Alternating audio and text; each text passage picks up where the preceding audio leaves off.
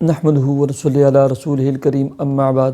وظائف ٹیوب کے پیارے سامعین و ناظرین، السلام علیکم ورحمۃ اللہ وبرکاتہ۔ امید کرتا ہوں کہ آپ جہاں پر بھی ہوں گے اللہ کے فضل و کرم سے خیریت سے ہوں گے، اور دعا گو ہوں کہ اللہ تبارک و تعالی مجھ سمیت آپ کی اور تمام پاکستانیوں کی اور تمام مسلمانوں کی موجودہ مصیبت سے اور پریشانی سے حفاظت فرمائے۔ اللہ تبارک و تعالی تمام انسانیت کی حفاظت فرمائے، اور ان تمام اداروں کی، فورسز کی اور پولیس اور رینجر کی اور ڈاکٹروں کی حفاظت فرمائے جو انسانیت کی حفاظت کے لیے دن رات مصروف ہیں اور دن رات لگے ہوئے ہیں، آمین۔ پیارے سامعین و ناظرین، جیسے کہ آپ کے علم میں ہے کہ شعبان کا مبارک مہینہ شروع ہو چکا ہے، اور یہ اسلامی سال کا 8واں مبارک مہینہ ہے۔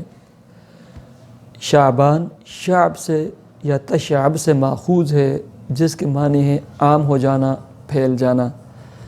اس مہینے میں اللہ رب العزت کی طرف سے رحمت عام ہو جاتی ہے، اللہ رب العزت کی طرف سے رحمت اور برکت پھیل جاتی ہے۔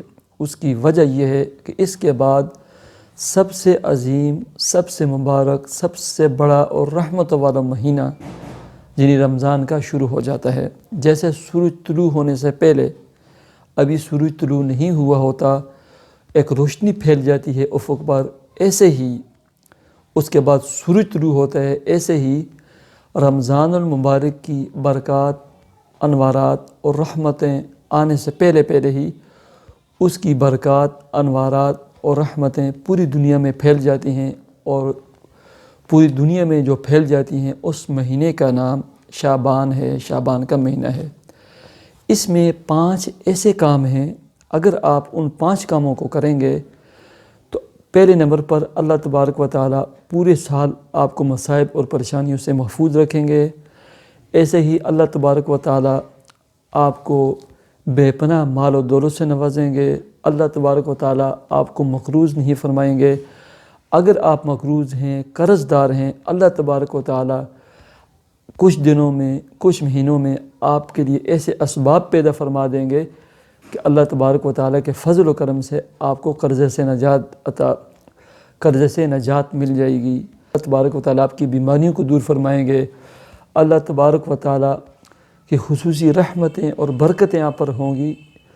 تو یہ 5 اعمال ہیں۔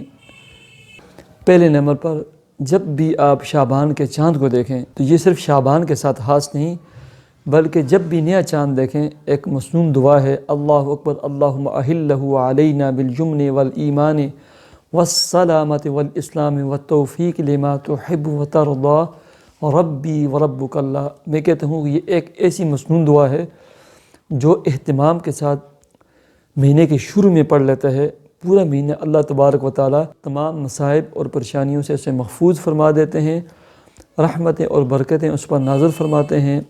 مال و دولت اللہ تبارک و تعالی ایسے مال و دولت اور برکتیں اللہ تبارک و تعالی اسے عطا فرماتے ہیں۔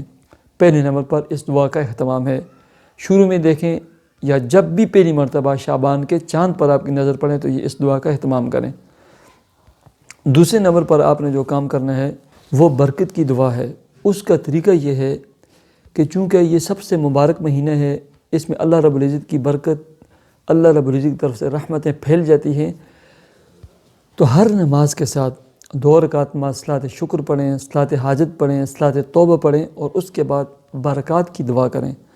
اپنے لیے دعا کریں، اپنے اہل و عیال کے لیے دعا کریں، ملک پاکستان کے لیے دعا کریں، پاکستان کی سالمیت کے لیے دعا کریں، اپنی مالی مشکلات کے لیے، اپنے حالات کے لیے دعا کریں۔ تو دوسرے نمبر پر برکات کی دعا کریں۔ تیسرے نمبر پر روزوں کی کثرت، زیادہ سے زیادہ اس مہینے میں روزے رکھیں۔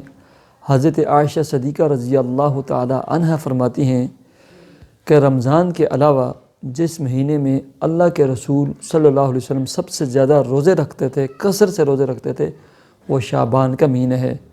اور حضرت عائشہ صدیقہ رضی اللہ تعالی عنہا سے یہ بھی مروی ہے کہ جب آپ صلی اللہ علیہ وسلم روزے رکھنا شروع کر دیتے تھے تو ہم کہتے تھے کبھی ابھی آپ افطار نہیں فرمائیں گے، اور جب آپ افطار کرتے تھے ہم کہتے تھے کہ ابھی آپ کبھی بھی روزہ نہیں رکھیں گے۔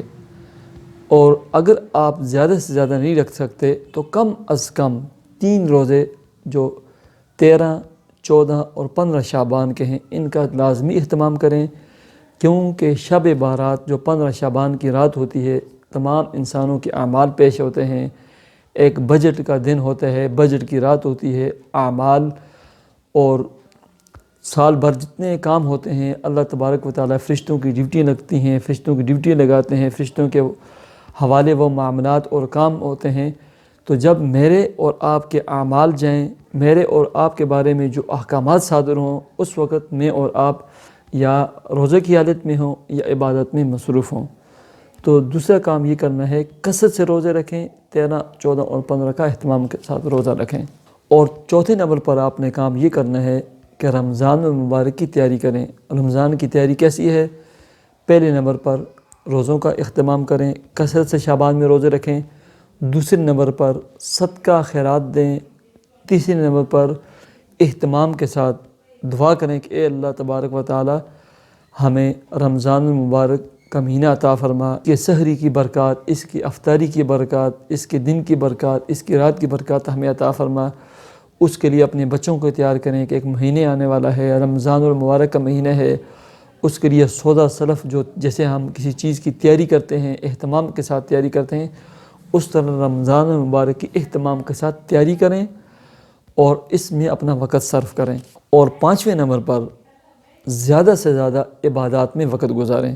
پیارے سامعین و ناظرین، جس مصیبت اور پریشانی سے میں اور آپ اس وقت دوچار ہیں، اس کا تقاضا بھی یہ ہے کہ چونکہ ہم گھروں میں مقصور ہو چکے ہیں، گھر ہی ہمارا سب سے بہترین قلعہ ہیں، تو ہم زیادہ سے زیادہ عبادات میں وقت گزاریں۔ ہم کثرت کے ساتھ درود شریف پڑھیں، کثرت کے ساتھ آیت کریمہ پڑھیں، کثرت کے ساتھ حسبنا اللہ و نعم الوکیل پڑھیں، کثرت کے ساتھ ہم تلاوت کریں، عبادت کریں، نفلی روزے رکھیں اور نوافل ادا کر کے اللہ کے حضور دعا کریں۔ تو یہ 5 اعمال ایسے ہیں جو ان 5 اعمال کا اہتمام کرتا ہے تو اللہ تبارک و تعالیٰ پورا سال اللہ تبارک و تعالیٰ ہر قسم کی پریشانی سے، مصیبت سے، تکلیف سے اس بندے کی حفاظت فرماتے ہیں، اس کو محفوظ رکھتے ہیں۔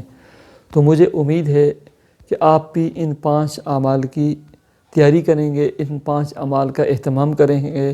پیارے سامعین و ناظرین، اگر آپ نے ہمارا یہ وظائف ٹیوب چینل سبسکرائب نہیں کیا تو میرے اس چینل کو بھی سبسکرائب کریں، اپنی دعاؤں میں مجھے بھی یاد رکھیں، تمام عالم اسلام کو بھی یاد رکھیں۔ مجھے اجازت دیجیے، اللہ حافظ۔